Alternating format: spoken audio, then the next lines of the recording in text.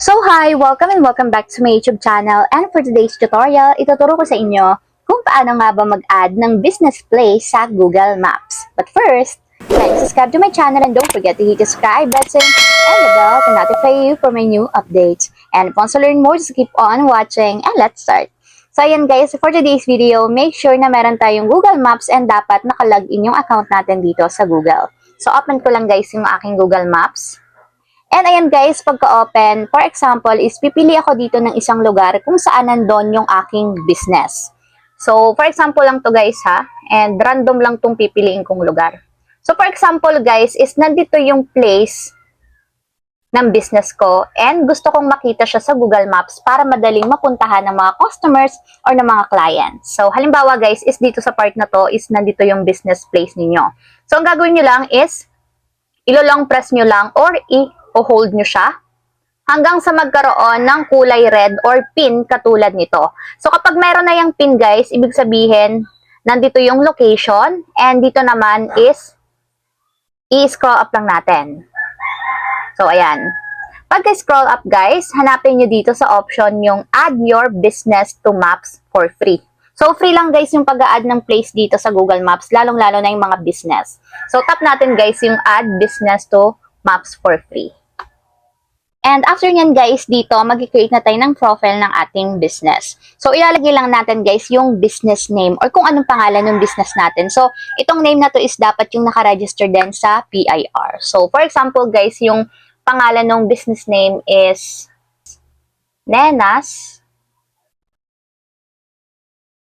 Sari Sari Store. So, ito yung aking business name. So, ayan, ganito yun guys. And after nyo ilagay yung business name, dito naman tayo sa business category. So, yung business category is kung anong klaseng business siya. So, for example is, ang Sari Sari Store is under siya sa grocery. Or halimbawa, mga school supplies, under siya sa school supplies. So, since Sari Sari Store to, pwede natin siyang ilagay sa business category as grocery store. So, ayan guys, grocery store yung ilalagay natin. So, ganito yung pwede nating ilagay sa business category kung sari-sari store yung inyong business. So, kung restaurant guys, edi restaurant. Kung tindahan, basta kung anong klaseng tindahan siya guys.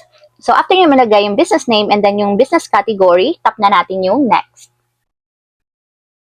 So, ayan guys, tap lang natin dito yung yes para ma-add yung location sa ating Google Maps. So, tap natin yung yes and then next.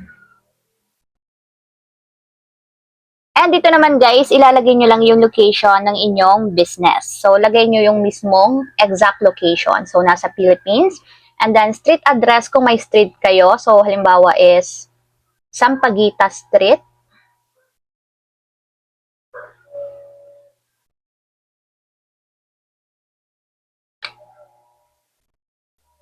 And dito sa suburb is kung suburb yung place ninyo.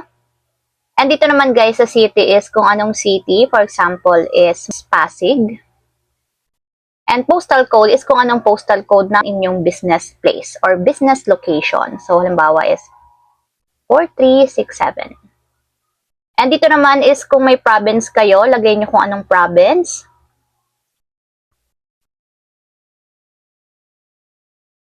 So, Metro Manila yung ilalagay ko. So, for example lang to guys.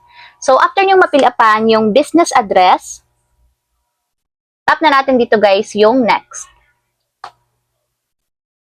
And meron dito guys na mga recommendation kung ito ba yung business ninyo. So, lagay lang natin is none of this since bago pa lang tayong maglalagay ng business place. So, none of this and then next. And dito guys, meron din kayong follow-up question. So, ang tanong is, kung nagpo-provide daw ba ng deliveries or home and office visits. So, kung yes, tap nyo yung yes, and then kung no, no. So, tap ko lang yung no, and then next. And dito guys, contact information ng mismong owner ng business. So, lagay nyo lang guys, para in case na mayroong may tanong sa inyong business space, makakontak agad kayo dito sa contact number na ilalagay ninyo. So, phone number ninyo guys, lagay nyo lang. And then website guys is optional. So, pwede nyo din namang skip yung contact number. So, mas maganda lang meron para madali kayo makakontak ng customer. So, skip ko muna siya. And dito guys, pili lang kayo kung yes or no yung pagsisend ng notifications or alert sa inyong phone. So, i-no ko muna siya ngayon. And then next. And nga pala guys, nakalimutan kong sabihin, para nga pala ma-verify yung inyong business place, kailangan maglagay talaga tayo ng phone number para ma-verify. So, maglalagay na lang ako guys. So, ayan. After yung may lagay yung inyong phone number, tap na natin yung next. So, may magsasend daw na code sa ating registered or sa nilagay nating contact number. So next natin to guys, para mag-send ng OTP. So, pwede din mag-send through text message or call. So, tap natin yung next. Piliin natin yung text message. And tingnan niyo guys yung inyong messages or inbox. So, may magsasend na OTP code. So, lalagay lang natin dito yung 6-digit code. So, ayan guys, after nyo malagay yung 6-digit code, tap na natin yung verify. So, nakalagay dito is you're being verified by Google. So, pending pa lang or processing pa lang yung pag-verify sa atin. So, it may take up to 5 days until your verification is reviewed. So, hanggang 5 days daw guys yung verification. And after 5 days, may magno-notif or makikita nyo na sa Google Maps inyong business place na nilagay. So, ayun lang guys. Ganun lang kasimple kung paano nga ba mag-add ng business place sa Google Maps. If you have a question, kindly comment down below and don't forget to hit the subscribe button and the bell to notify you for new updates. And thank you for watching! Living life, every day, late at night, not okay.